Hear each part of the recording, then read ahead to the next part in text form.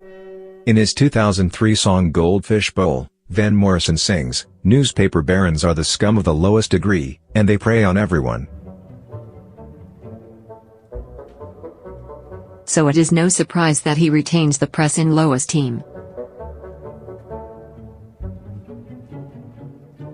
"The press makes things up," the star told BBC Radio 4 Today program. "I've been talking about fake news from day one," he continued. "But back then, when you said, 'this is made up,' they'd just dump on you more. So I had to put it in songs eventually." The Northern Irish singer, who is responsible for some of the most extraordinary music of the last century, said he had grown wary of the press in his early days, as part of R&B group Them. "We had to do a lot of interviews when we started. You do that when you're a kid, but later on you realize it's pointless," he said. "It's funny, the whole star celebrity media. It's like the song, 'You Build Me Up to Knock Me Down,' by Hank Williams."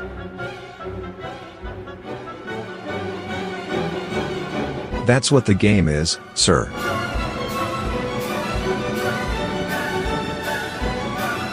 Warning: third-party content may contain adverts. Morrison has previously expressed frustration at being portrayed as an irascible, wayward performer and interviewee. "I think there's been so much written about me being dead serious, and never smiling and all the rest of it, that the label will never go away," he told the Daily Telegraph last year.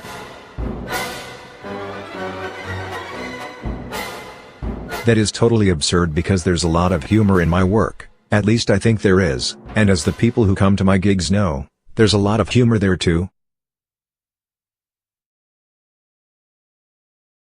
The 72-year-old, who was knighted in 2016, was speaking to Radio 4's John Wilson on Monday to coincide with the release of his 39th album, You're Driving Me Crazy, made with jazz organist Joey DeFrancesco.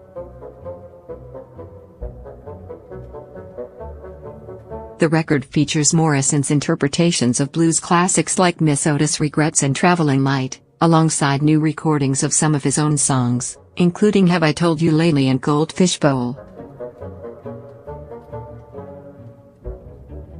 The star recalled how he'd been raised on blues, and how the lyrics seemed especially relevant to working-class kids in Northern Ireland.